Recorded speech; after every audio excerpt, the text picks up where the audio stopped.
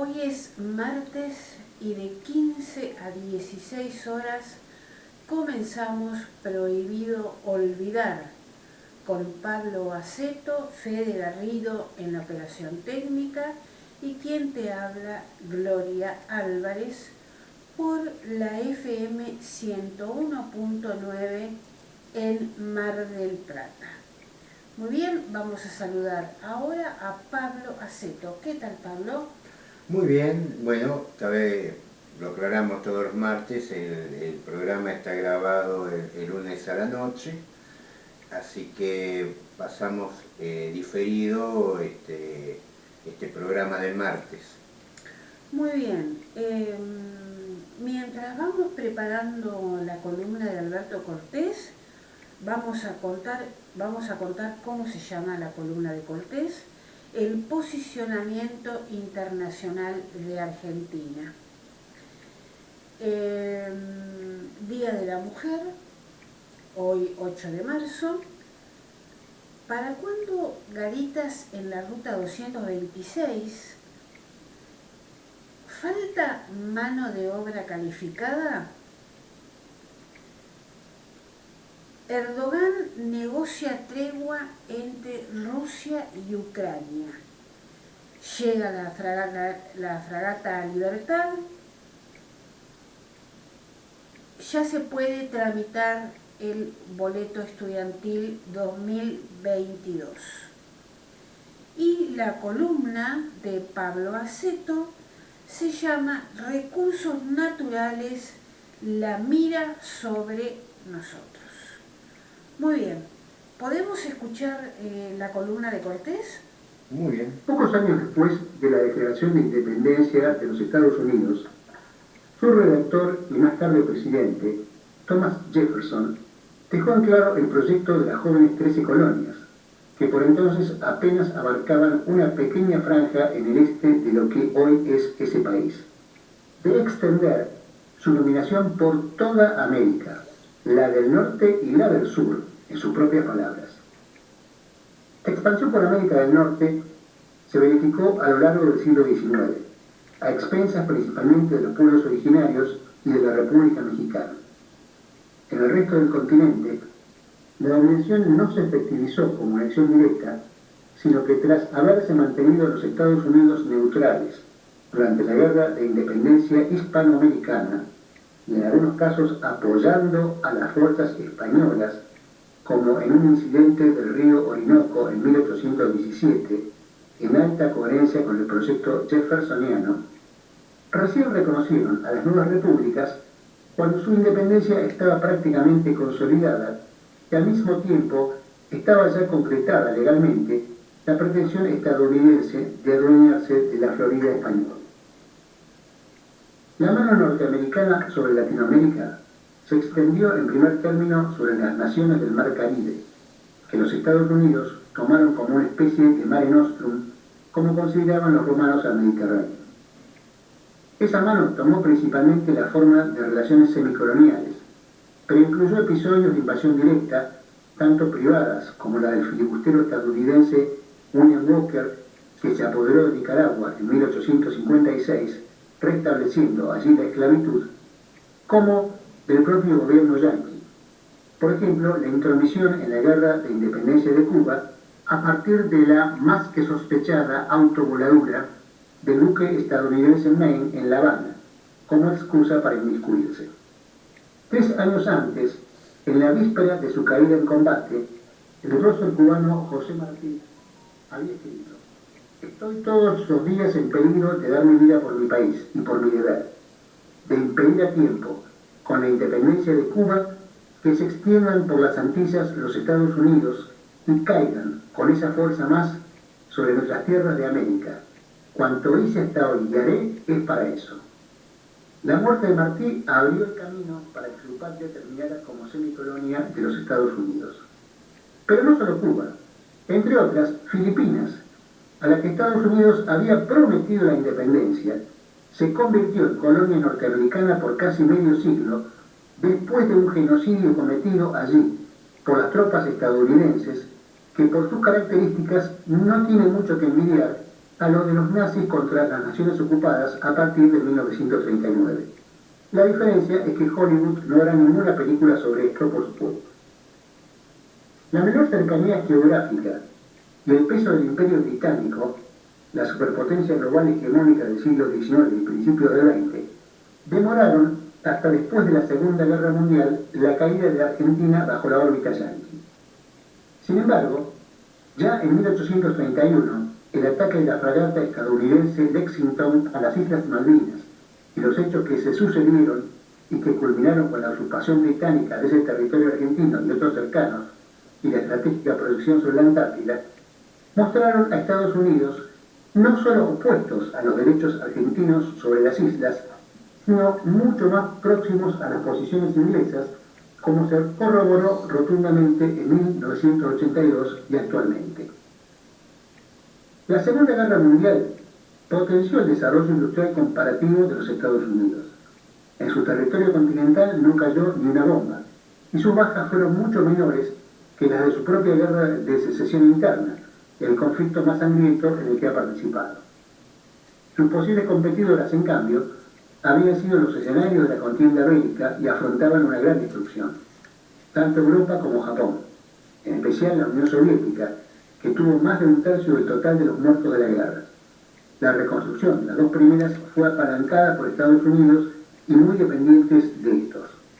La Unión Soviética, con su esfuerzo propio, se recuperó y creció a gran velocidad, como venía haciéndolo antes de la guerra, hasta mediados de los años 70, en que esto se ralentizó. Y fue así la superpotencia que compitió con Estados Unidos y aliados cada vez más subordinados, como lo refleja en lo militar el devenir de la OTAN.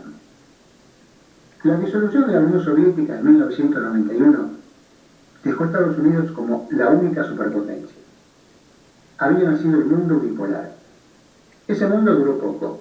El rápido crecimiento económico de China y desde el año 2000, la recuperación política, económica y militar de Rusia con Putin, saliendo de la debacle de los 90 con Boris Yeltsin, comenzaron a crear para Estados Unidos desafíos que no había conocido en esos años de hegemonía mundial indiscutida. Potencias regionales como la India, Turquía e Irán, que no se subordinan a Estados Unidos ni a ninguna otra potencia global, le crean problemas adicionales, aunque en el caso de las dos primeras, sus juegos pendulares las acercan por momentos y por temas específicos a Washington. En América Latina, con el liderazgo de Hugo Chávez, la primera oleada de gobiernos progresistas del siglo presente cuestionó la antes monolítica dominación norteamericana en la región, hasta el punto de hundir al ALCA. Tras una década, esa oleada tuvo un reflujo, con la llegada mediante golpes, lawfare y maniobras varias de gobiernos neoliberales que destruyeron o adormecieron valiosas construcciones como la UNASUR y la CELAC, entre otros.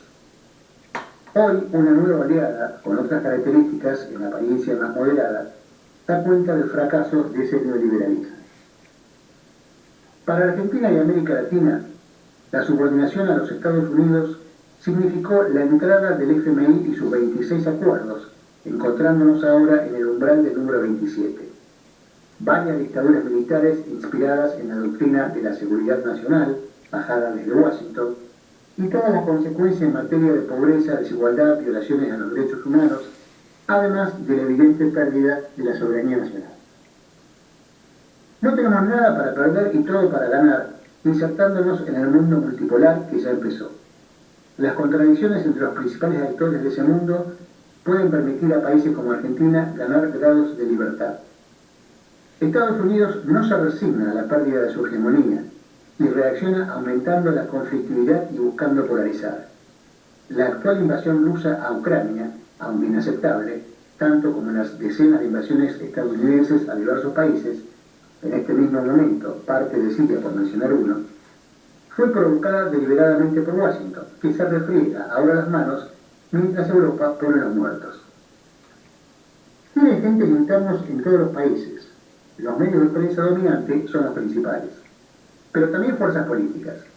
En Argentina, Juntos por el Cambio es claramente un agente de los intereses norteamericanos, como ya lo demostraron con la vacuna Pfizer, las posiciones sobre Malvinas, donde hasta tienen una diputada que dice que son inglesas, y ahora buscando furiosamente el alineamiento inmediato e incondicional con los Estados Unidos en el tema Ucrania, incluyendo sus pulsiones más totalitarias, como proponer la censura de los medios de comunicación que no les gustan.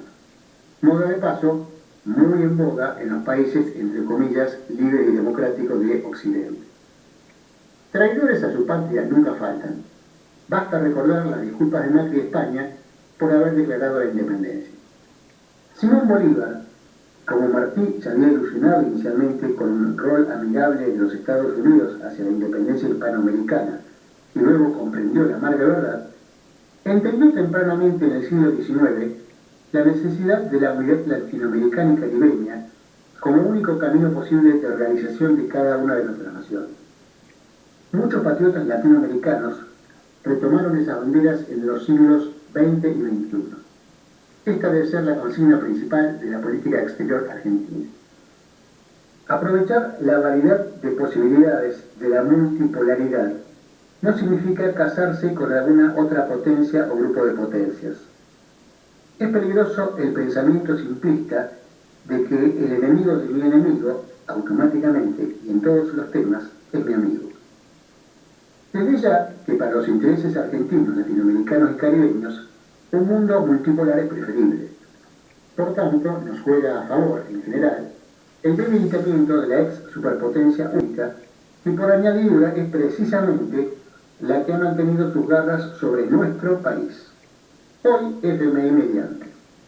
Es también comprensible que muchas personas en países que, en cambio, han sufrido presión desde el imperio zarista y o el estalinismo, o de otras potencias en distintas regiones, tiendan a verlo diferente. Que nos venga bien el fortalecimiento relativo de otros polos de poder diferentes de los Estados Unidos y que debamos mantenernos bien lejos de la absurda pretensión de estos de imponer sus regímenes, mal llamados de, entre comillas, democracia en otras latitudes, no tiene nada que ver con idealizar otros modelos por mera reacción a la propaganda estadounidense, generalmente disfrazada de neutra, que tiende a satanizarlos. Rusia es un país capitalista, con sus propios intereses, tan distintos de los nuestros como lo son los de Washington. Está más en debate si China también volvió al capitalismo o si solo encaró su propio camino hacia el socialismo. De cualquier manera, su interés como fábrica del mundo no es que otros, como nosotros, nos industrialicemos, sino vendernos los frutos de su propia industria y que nosotros les proveamos materias primas. Irán, aunque es mucho más democrática que Arabia Saudita y otros aliados norteamericanos, a los que la, entre comillas, prensa libre pocas veces critica, no deja de ser una teocracia que pone límites a esa democracia que también practica, etc. Está claro y es vital tener presente que la superpotencia en declive y sus agentes utilizan las banderas de la defensa de los derechos humanos y la democracia en cuanto país se aleja de su área de influencia. Su verdadero propósito es desgastar a esos gobiernos y tratar de producir cambios de régimen por otros más afines. No les importan los derechos humanos ni la democracia, ni ahí ni en ningún otro rincón del planeta. Lo han demostrado a lo largo de los 248 años que se celebran el próximo 4 de julio. No debemos dejarnos arrastrar por esa política, pero eso no implica despreocuparse por los derechos humanos o los retrocesos democráticos, ni por el respeto de la soberanía de las naciones y su derecho a la autodeterminación. A nosotros sí nos importan realmente esos valores que los gobiernos norteamericanos pregonan, pero que en realidad desprecian. Argentina debe posicionarse en los organismos internacionales buscando la intervención de los mismos en los diversos países en favor de la democracia y los derechos humanos, sin aceptar al mismo tiempo el injerencismo en las cuestiones internas. Esto debe incluir a todos los países, desde los propios Estados Unidos, que desde hace más de 20 años mantiene presas en Guantánamo a decenas, que llegaron a ser centenas de personas, sin siquiera acusarlas de algo, práctica que solamente las más despóticas tiranías del mundo alguna vez han practicado, persigue a Julian Assange por todo el planeta por haber revelado unos pocos de los miles de crímenes de guerra cometidos por tropas estadounidenses, etc., hasta Venezuela, donde de acuerdo de su gobierno con autoridades del Tribunal Penal Internacional y otros organismos similares, han permitido mejorar situaciones en materia de derechos humanos mostrando que estas cuestiones pueden ser abordadas constructivamente sin aceptar injerencismos imperiales. Además, cuidarnos de no ser pisoteados o usados por los gobiernos norteamericanos no puede significar desconocer que los Estados Unidos son parte de nuestro continente, la segunda o primera economía del mundo y vecino de Latinoamérica. Nuestra relación con ellos debe ser la mejor que el respeto a nuestra soberanía permita. Nuestro enemigo es el imperialismo de sus élites, no el pueblo norteamericano ni ningún otro pueblo. Tener definiciones claras sobre cómo insertarnos en un mundo moderno altamente interdependiente es una de las claves para la formulación de un proyecto nacional capaz de permitir la realización del pueblo argentino. Día Internacional de la Mujer, que se conmemora el 8 de marzo. Este 8 de marzo se conmemora el Día de la Mujer a nivel mundial para recordar la lucha por la igualdad, el reconocimiento y el ejercicio efectivo de sus derechos. El Día Internacional de la Mujer se conmemora debido a que el 8 de marzo de 1908, 129 mujeres murieron en un incendio en la fábrica Cotton de Nueva York, tras declarar una huelga con permanencia en su lugar de trabajo. El paro de aquel día tenía como fin lograr la reducción de la jornada laboral a 10 horas y un salario igual al que percibían los hombres que hacían las mismas actividades. La fábrica fue cerrada para que se desconcentren las trabajadoras, pero quienes se encontraban dentro del edificio murieron.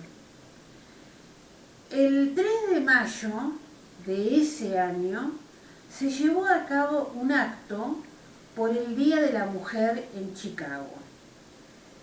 Preámbulo para que el 28 de febrero de 1909 en Nueva York se conmemore por primera vez el Día Nacional de la Mujer.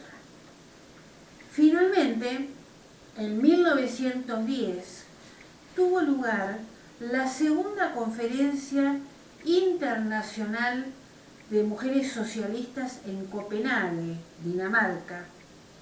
El motivo puntual de aquel encuentro fue el sufragio universal para todas las mujeres.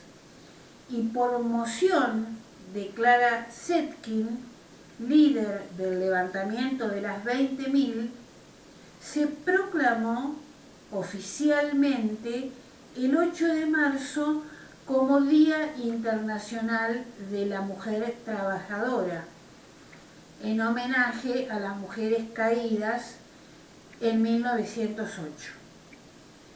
En 1977, la Asamblea General de la Organización de las Naciones Unidas designó oficialmente el 8 de marzo el Día Internacional de la Mujer. Y luego, en 2011, se celebró el centenario de la conmemoración con la premisa de igualdad de género y empoderamiento de la mujer. Bueno, yo siempre he tenido desconfianza de la ONU, Sí. partiendo de su intervención militar en Corea, por ejemplo, en los años 50, y un poco también de los discursos lavados. El 8 de marzo no es el Día de la Mujer, es el Día de la Mujer Trabajadora. Sí, creo que recién lo dije. Pero la ONU lo hace, le da otra característica, que es también para sacarle el contenido profundo. Sí. A ver... el contenido de la conmemoración. El contenido de la conmemoración, que son reivindicaciones de clase. Claro. El 8 de marzo, como el 1 de mayo, son fechas de clase, de la clase trabajadora. Incluso uno ve distintas publicaciones que dicen del 1 de mayo, Día del Trabajo. No, no es el Día del Trabajo, es el Día del Trabajador. Y el 8 de marzo el Día de la Mujer Trabajadora. Si le quieren dar otro contenido desde la ONU, yo le digo, guarda que las cosas que dice la ONU, que tuvo etapas brillantes, tuvo intervenciones, hubo presidentes muy interesantes, pero en línea general responde a políticas que no están relacionadas con, por lo menos, con la clase trabajadora. El 8 de marzo yo por lo menos lo conmemoro así como una fecha de clase, no una fecha de un género. Será del género femenino, de los trabajadores, claro, que luchaban por un salario digno, por la jornada laboral. No hay que olvidarse de eso, no hay que dejar pasar que a veces distorsionan. A ver, yo lo lamento si alguien no está de acuerdo conmigo, pero el 8 de marzo comenzó como parte de la lucha de clases. La reivindicación de la mujer en el trabajo, la reivindicación de los derechos de la mujer trabajadora, los derechos al sufragio,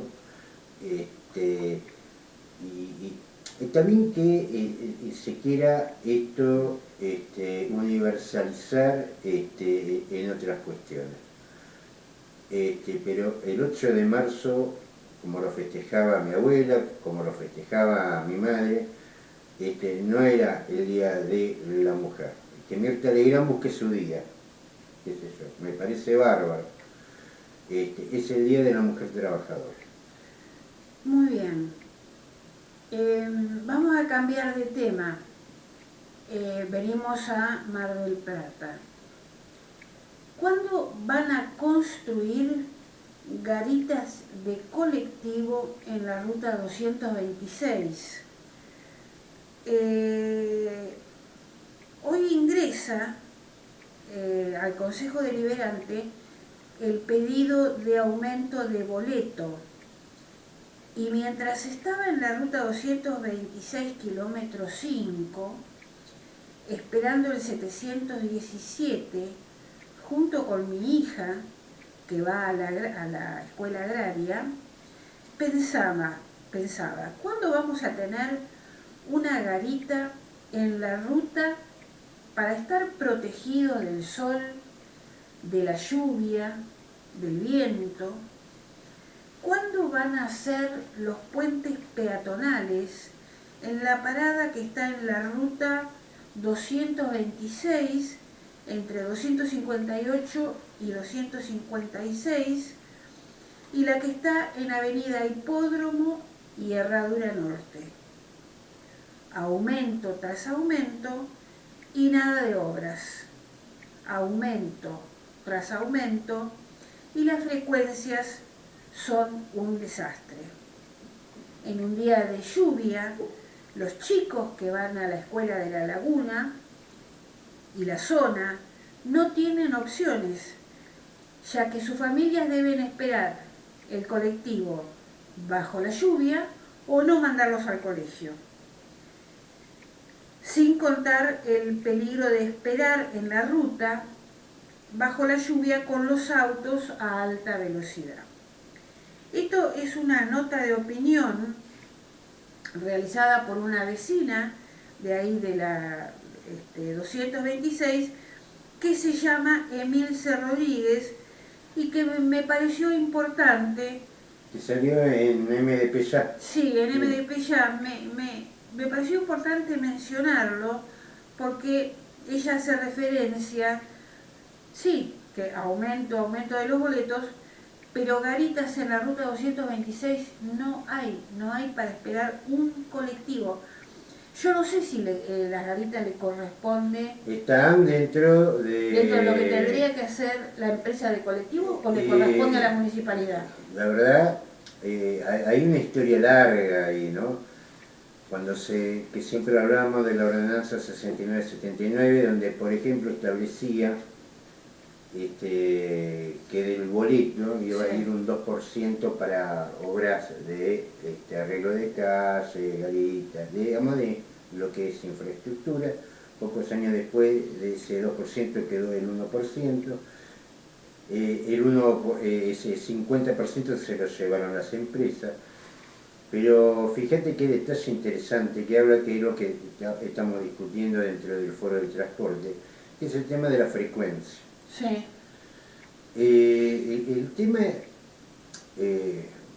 lo llevan a 91,60, o lo pretenden llevar, evaluando un costo que entre, digamos, cosas que no sé, primero, no estamos hablando de unidades de 0 kilómetros, y lo dice bien la vecina, frecuencias que no se cumplen.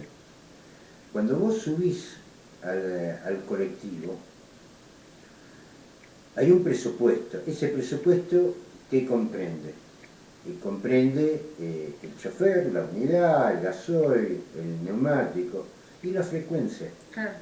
Es decir, cuando vos pagás por un boleto de una compañía o de una línea que por ordenanza tiene establecido pasar cada 6 minutos, o cada media hora, o 1 hora a la noche,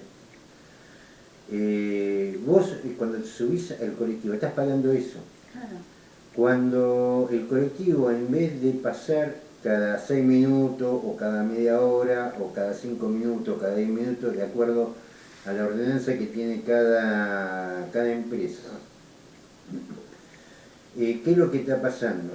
Se están comiendo pasadas, se están comiendo vueltas. Te están estafando en el precio del boleto. Pero te la están cobrando. Claro.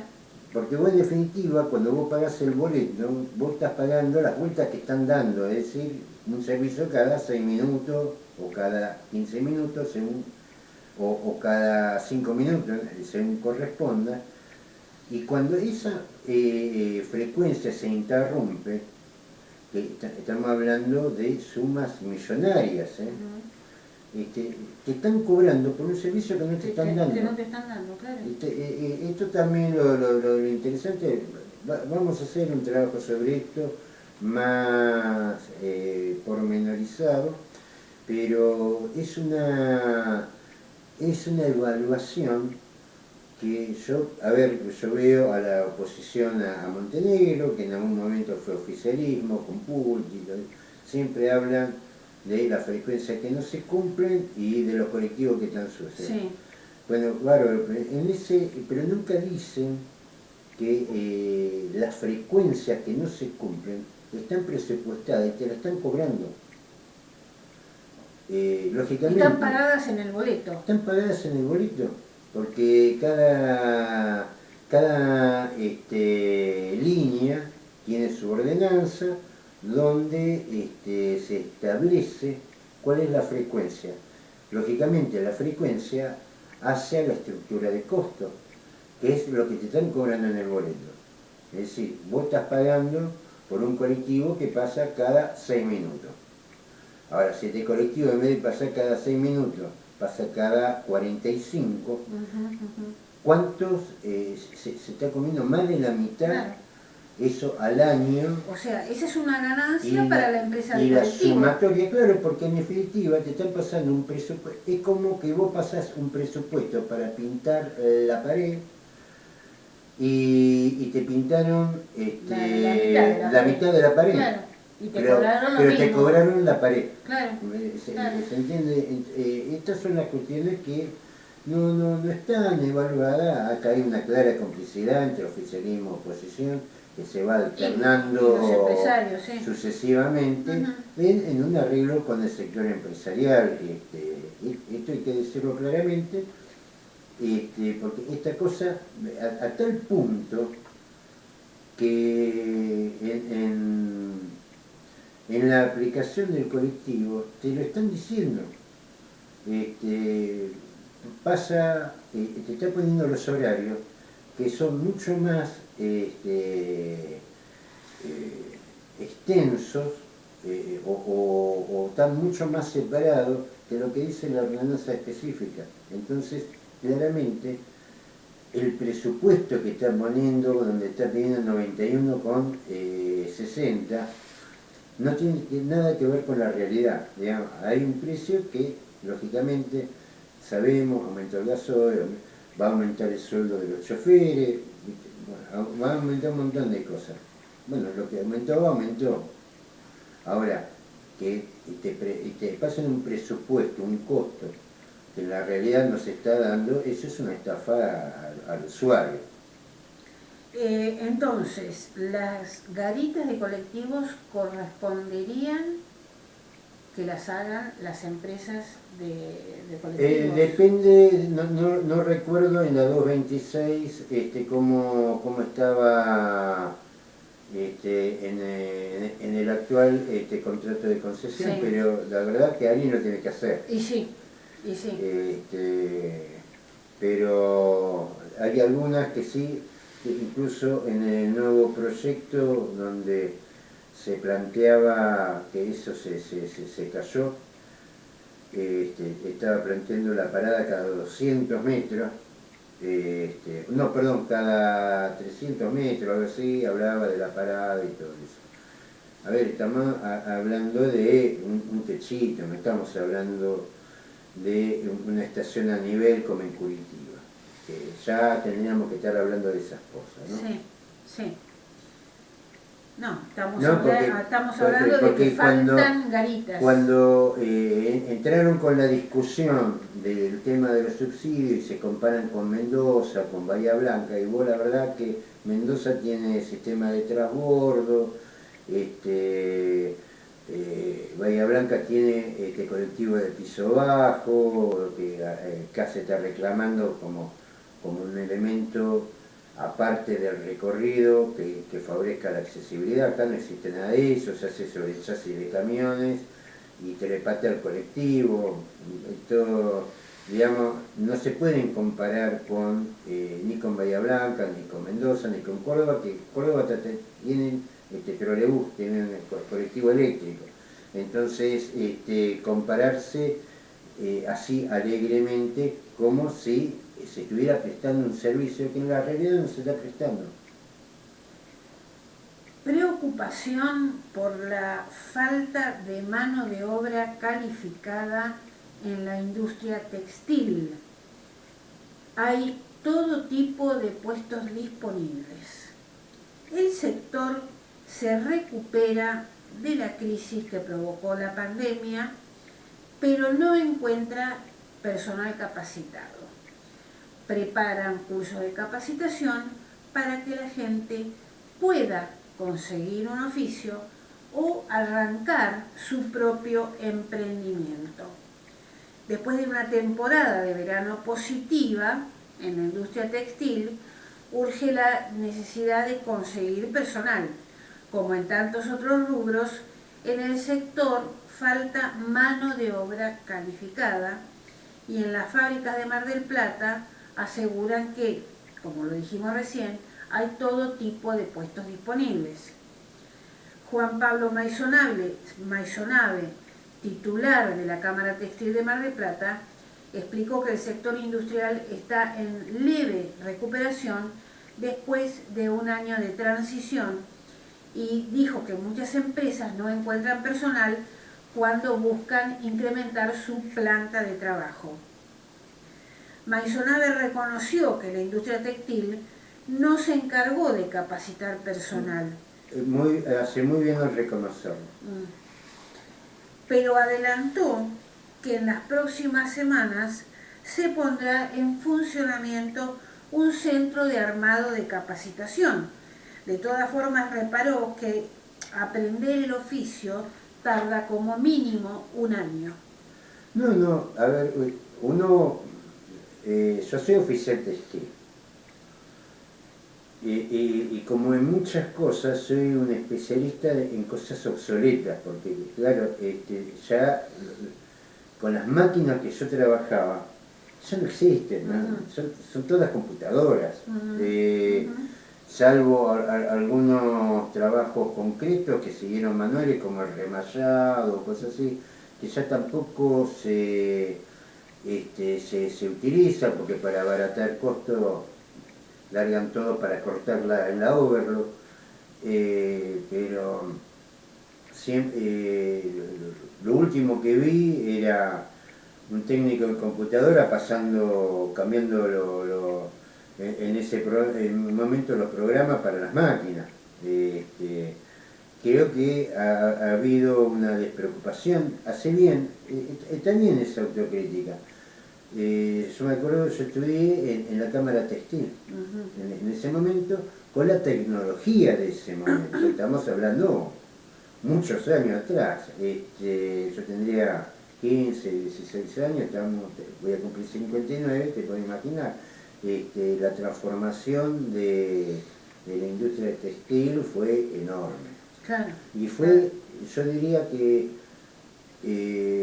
si dijera en dónde afectó más la evolución tecnológica, te diría en los bancos, pero mucho antes en la industria textil.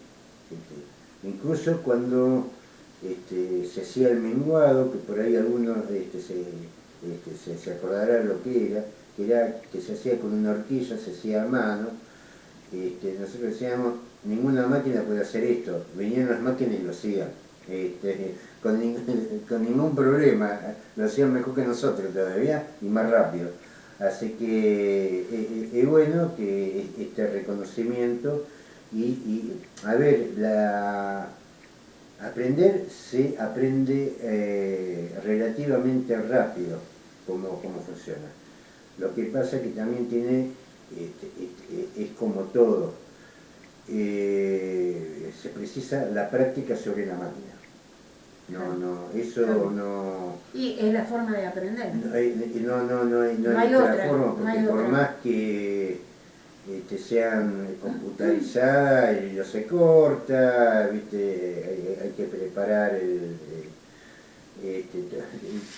digamos, hay que tener otro cuidado porque son máquinas caras, así que, bueno, qué bien que la Cámara Textil haya hecho un reconocimiento de una falla.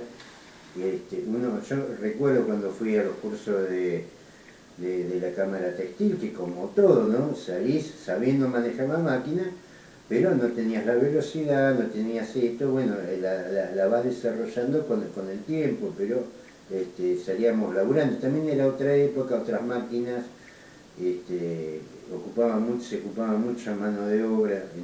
Salían los trenes de acá, los pueblos de al lado con la lana y volvía hecho pulóveres. Era otra época, ¿no? Pero es bueno que, por lo menos, es claro que con la tecnología de hoy no se precisan tantos trabajadores, pero es importante que por lo menos... que estén capacitados. Que por lo menos ocupe lo que tiene que ocupar, por lo menos llegar a su límite, aunque no sea lo que sea antes, pero siempre es una solución. Bueno, ya para terminar, la industria textil no es el primer rubro que dice que le falta mano de obra calificada. Varios sectores han dicho que le falta personal calificado. Bueno, sería importante organizar cursos de capacitación laboral, por ejemplo, para el sector pesquero, para el sector textil, para el sector de la construcción, para el sector tecnológico. No sé quién lo tendría que hacer, no sé si se organizaría desde la municipalidad o cada sector tendría que organizarlo, pero sería muy, muy importante. Mira, hubo un tiempo en que este era un país donde había una vocación por industrializar el país y salieron las escuelas técnicas. Claro. Y ahí salía todo. Los maestros mayores de obra, los técnicos electromecánicos, incluso también en el puerto había la capacitación, digamos, estamos hablando de estudio formal. A la pérdida de eso, especialmente desde los 90, donde incluso por el auge de la construcción en Europa y especialmente en España, muchos se fueron para allá. estamos hablando de gente que ya era grande en esa época. Y acá vos no encontrás alguien que sepa un oficio ni por casualidad, porque no ha existido la vocación del país de seguir alentando. Como no había un modelo productivo en el país, solamente se pensaba, y se sigue pensando en la Argentina como productor de materias primas, una economía completamente primarizada. Entonces cuando vos vas a querer desarrollar algo, y vos te encontrás con que no tenés con quién hacerlo. Y muchas veces tenés que traer gente de afuera. Pero eso también depende del modelo de país. Y vos cuando vos tenés un modelo de país, por ejemplo, que encara un desarrollo industrial, vos lo que también encarás en paralelo es el modelo educativo. Hoy el modelo educativo realmente no sé a dónde apunta, no sé qué es lo que quieren hacer, salen con cuestiones básicas pero sin una orientación clara, no son ni chicha ni limonada, como diría el chileno, pero que es parte también de la falta de modelo de país. La pérdida de oficios, todos están queriendo aprender computación. Yo te digo, aquel que estudie y sepa ser plomero, la va a pasar bomba. Sí, sí. Y más en esta época de crisis que no se puede hacer importaciones, el que sepa, el que aprenda matricería, la va a pasar bien. Lo que pasa es que también pasa esto. La Argentina es tan cambiante, hoy por ejemplo necesitaríamos matriceros, pero por ahí mañana viene otro, se endeuda hasta lo que no tenemos y terminamos comprando chuchería de China, de España, de Alemania, de Norteamérica, y el tipo que tiene que dedicarse a otra cosa y es otro oficio que se pierde. Muy bien, Pablo, vamos a dejar acá, vamos a pasar a tu columna. Se llama Recursos Naturales, la mira sobre nosotros. Esto es un poco continuidad de lo que charlamos la semana pasada.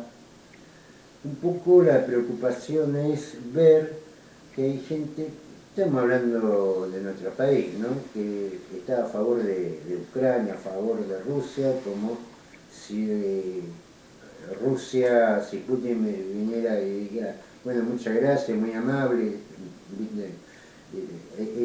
no se está entendiendo el punto del conflicto, que hoy se desarrolla básicamente, bueno, no, básicamente no, hoy uno de los desarrollos es Ucrania, pero no es el único. Junto con la guerra ahí en Europa, Norteamérica bombardeó Somalia, ¿viste?, porque estaban buscando, no sé, terroristas, y como si me dijeran que para buscar ladrones de neumáticos, y lo localizamos en el barrio X, vamos a bombardear el barrio X.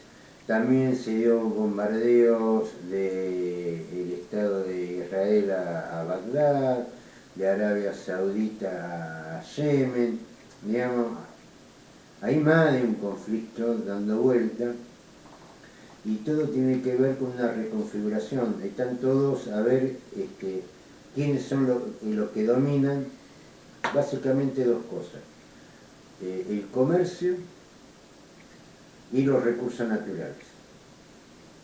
Fue así siempre. La colonia en América se dedicó, aparte de traer la religión, se dedicó a llevar recursos naturales de acá de Europa.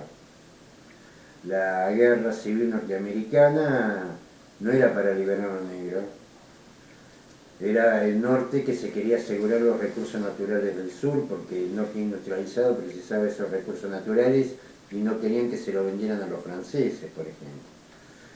Y así podemos hablar de toda la historia de los conflictos que siempre cuando te enseñan historia te hablan sobre las causas de conflicto, te ponen político, religioso y económico. Y la verdad que son todos económicos.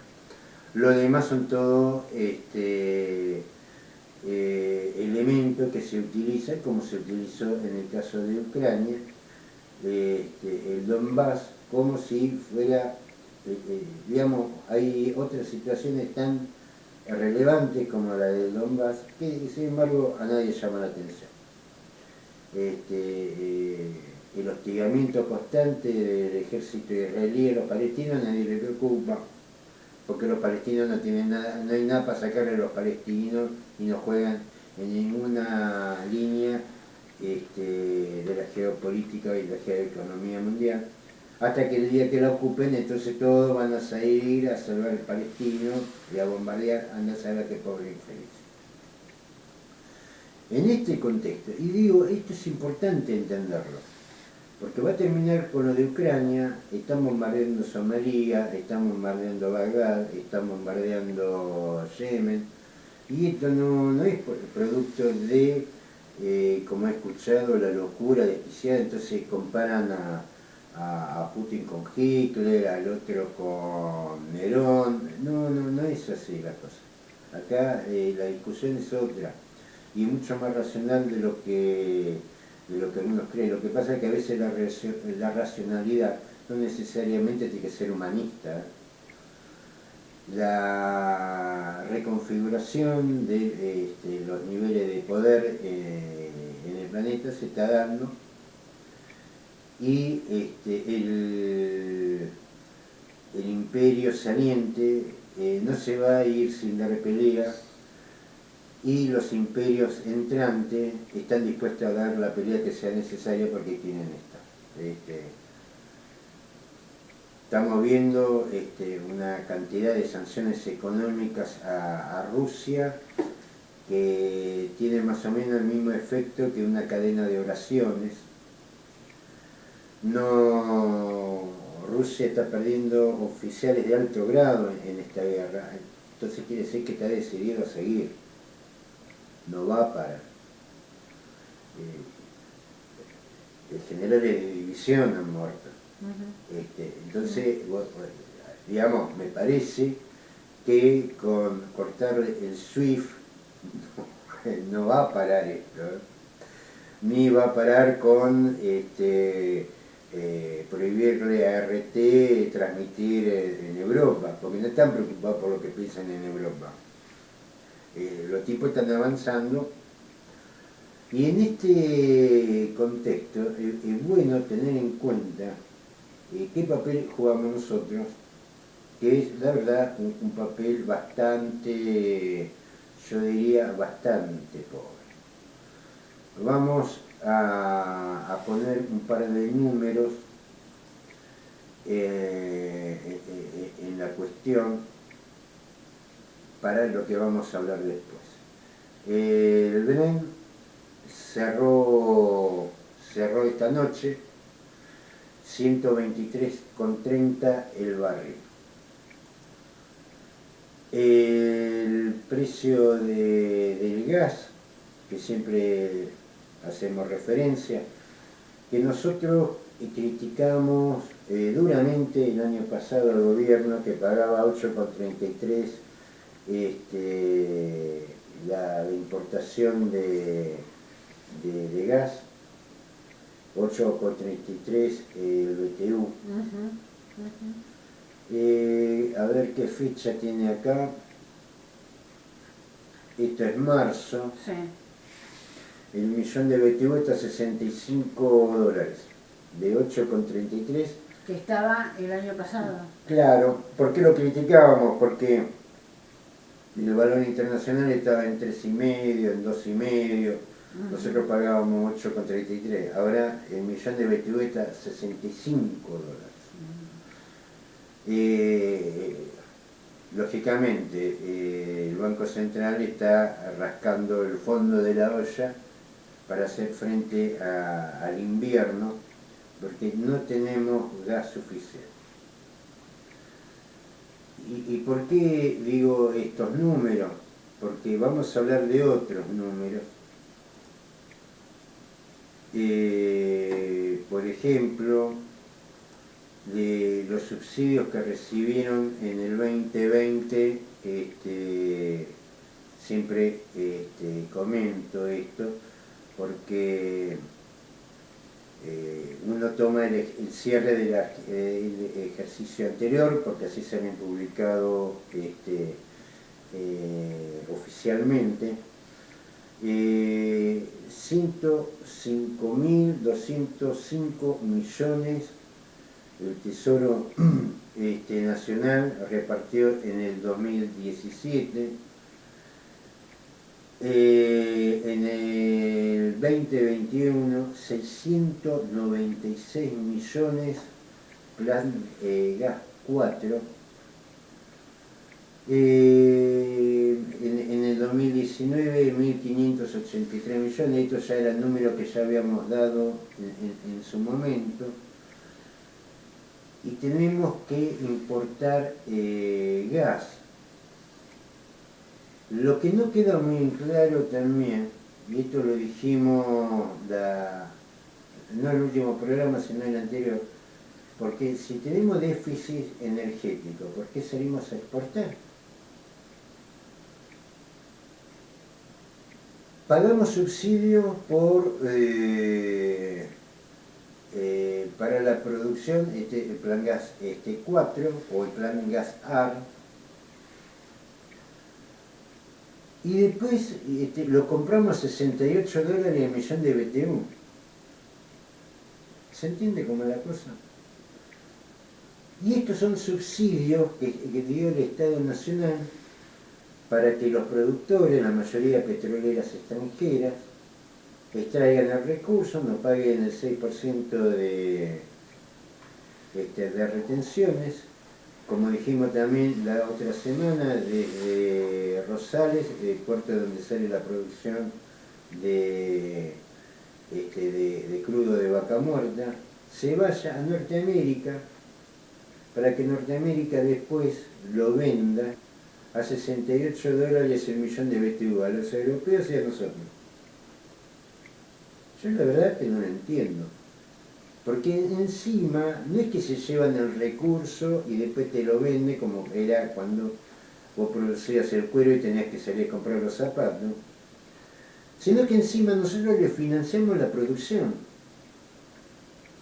Esto fue historia vieja.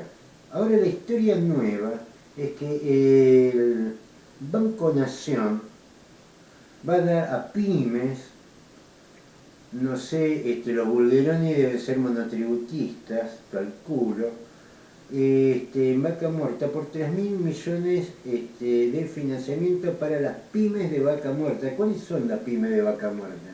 Chevron, Pan American Energy, Total Gas. Esas son pymes. Esas son pymes. Eso no es una yo, pyme. a ver, mirá, porque sale como una ayuda a las pymes, que no sé qué pymes serán, habla de micro, pequeñas y medianas, debe haber artesanos en la producción de petróleo, no sé cuál es la micro, el kiosco donde van a comprar cigarrillos al obrero, no sé qué será, de qué se trata. Micro, pequeñas y medianas empresas. Esto está publicado en la página oficial del Banco Nación. ¿Cómo va a ser la administración de ese subsidio? Y va a ser desde 50.000 pesos hasta 200.000 en las empresas grandes. Entonces ya no eran pymes, estamos hablando también de empresas grandes. Y hay una información que no se las puedo dar, que es cuál es la tasa de interés y cuáles son los plazos. Uno tiende a pensar de que va a ser una tasa de interés subsidiada, pero para ser sinceros, no lo pude encontrar, no está publicado en ningún lado, se habla de un monto 3.000 millones de pesos, sería el stock a poner a disposición de esta línea de crédito. No me queda en claro qué es lo micro, chico, mediano y grande de acuerdo a esta línea del Banco Nación. Lo que sí me llama la atención, y por eso vuelvo a los números, $68 el millón de BTU y 123,30 el barril de crudo. Digo, y los inversores privados, esos que no vinieron durante la época de Macri, que no vinieron durante la época de Menem, porque hasta ahora, y por lo menos lo que estamos siguiendo, es comunicación oficial, la plata la pone el Estado argentino, y ahora aparte de los subsidios que es el gas AR, el Banco Nación va a poner un crédito de 3.000 millones para micro, pequeña, mediana, pero también grandes. Digo, esto está en la página oficial del Banco Nación, no lo estoy sacando en ningún otro lado. Lo vi en un artículo que salió en Río Negro sobre los créditos del Banco Nación. Me fui de cabeza a la página del Banco Nación, a la información oficial del Banco Nación, y lo que me llama la atención, que no informe el Banco Nación, ya va a salir, porque según ellos ya los convenios están firmados, según ellos, ni la tasa de interés ni los plazos, lo cual me llama profundamente la atención. Pero para saber si en realidad el Banco Nación va a recuperar eso o directamente es una tasa subsidiada, que a mí me da la impresión de que es así, pero no lo puedo asegurar. No lo puedo asegurar porque no salió publicado esa información, que es fundamental, y es información pública y tiene que estar informado, calculo que dentro de poco tiempo. Pero a mí lo que me llama la atención, que con estos precios del crudo y con estos precios del gas, sea el Banco Nación el que salga a financiar. Y los bancos privados y los inversores privados, esos que iban a venir con Macri, esos que iban a venir con De la Rúa, con Duhalde, con Menem, ¿dónde están esos inversores privados?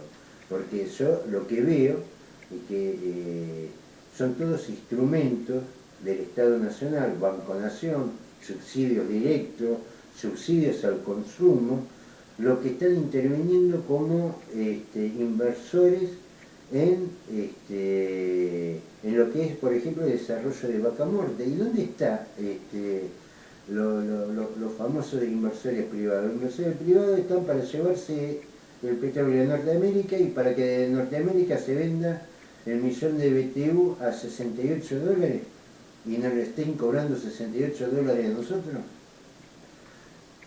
Y en este juego de la guerra que se está dando, estamos llevando esa parte, estamos siendo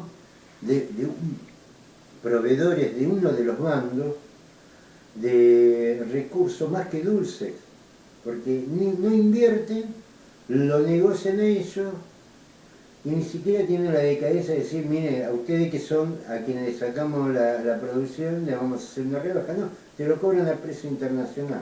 Lo que hace esta cuestión muy compleja, lo que es la cuestión inflacionaria, que no es inflación, es empobrecimiento dentro de la Argentina, porque lógicamente el Banco Central está sacando dólares, va a tener que sacar más porque está subsidiando una producción que no satisface las necesidades de un país en recesión. Tiene que encima salir a comprar, y encima a salir a comprar lo que salió de acá a un precio internacional. Y entonces yo me pregunto, ¿no? ¿Qué sentido tiene las promesas privatizadoras que van a traer eficiencia, producción y abaratar costos porque iban a competir entre ellos y no sé cuántas cosas más. Francamente es todo mentira. Y estamos en medio de un conflicto porque lógicamente, ¿cómo hace el negocio Estados Unidos a vender 68 dólares el millón de BTU con lo nuestro? Y el resultado de esto va a ser que nos van a pelear por todos lados, nos van a sacar todo, va a quedar el pasivo ambiental, esto se lo dije la semana pasada, y la ganancia se la llevan ellos. Y esto no tiene sentido. Está pasando también esto en África, está avanzando China sobre África. Lo lamentable es que la Argentina venga a ser, junto con los africanos, el pacto de la boda, donde todos van a devorar de un lado y del otro, y nosotros poniendo nada más que el cuerpo, poniendo nada más que los recursos, y sin una pizca de posibilidad de discutir en las mesas donde se discuten estas cosas, porque nada más estamos para poner los recursos naturales. Esto va a generar pasivo ambiental y va a generar más pobreza. Digamos, comprando lo nuestro a 68 dólares el millón de BTU o 123,30 el barril, lo que es nuestro y que encima subsidiamos para que lo produzcan, yo la verdad mucho futuro esto no lo veo. No. Alguno me ha acusado de ser apocalíptico. Yo decía la misma cosa cuando teníamos un 20% de pobreza, un 22%, un 19% si vamos a tener. Ahora tenemos un 50% de pobreza y chicos de 60% de pobreza. Y el apocalíptico soy yo. Bueno, mire, van a tener que ver cómo que lo apocalíptico no es lo que yo digo, sino lo que están haciendo. Muy bien, Pablo, nos despedimos nosotros, como siempre, con un tema musical, hasta el martes que viene, que volveremos con Prohibido Olvidar. Y el sábado no se olviden, a la mañana, de 9 a 10, con 3 para el desayuno. 3 para el desayuno.